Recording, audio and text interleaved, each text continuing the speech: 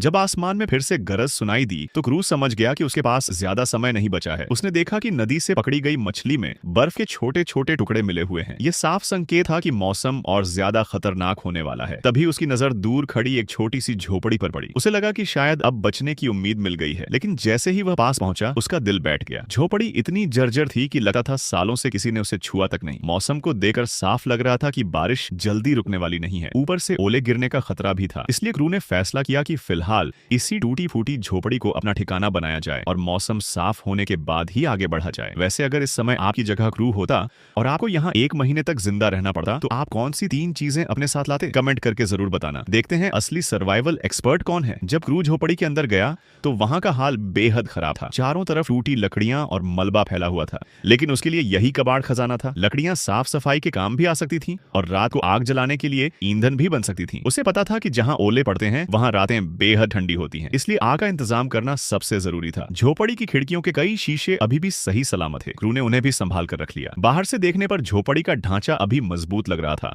लेकिन अंदर का हिस्सा लगभग खत्म हो चुका था। सफाई करते समय उसने हर उस चीज को अलग रख लिया जो आगे काम आ सकती थी। उसे खुद भी अंदाजा नहीं था कि यही खंडहर कुछ घंटों बाद साइबेरिया के वीरान मैदानों में एक शानदार सेफ हाउस में बदल जाएगा। आसमान में फिर से काले बादल उमड़ने लगे थे। क्रू जानता था कि रात होने से पहले उसे सारा काम खत्म करना होगा। सबसे पहले उसने झोपड़ी के अंदर का मलबा हटाया और फिर इकट्ठा की गई लकड़ियों और बाकी सामान की मदद से टूटी हुई दीवारों को बंद करना शुरू कर दिया। जो भी सामग्री वह इस्तेमाल कर रहा था वह सब उसी झोपड़ी से निकली थी। धीरे धीरे दीवारें मजबूत होती गईं और ठंडी हवा का रास्ता बंद होने लगा। जब मरम्मत पूरी हो गई तो उसने झोपड़ी को रहने लायक बनाना शुरू किया। तब तक अंधेरा पूरी तरह छा चुका था। दूर से गरजती हुई बिजली की आवाजें सुनाई दे रही थीं और बारिश लगातार तेज होती जा रही थी। क्रू ने एक पल रुकर अपने काम को देखा। कुछ घंटे पहले यह जगह सिर्फ एक खंडहर थी, लेकिन अब यह उसके लिए सुरक्षित आश्रय बन चुकी थी। अब बारी थी आराम करने की। उसने बची हुई लकड़ियों से अपने लिए एक मजबूत और आरामदायक बिस्तर तैयार किया। फिर बिस्तर के पास एक छोटा सा लकड़ी का टेबल भी बना डाला। इसके बाद वह बाहर गया और बाकी लकड़ियों को छत के नीचे रख दिया ताकि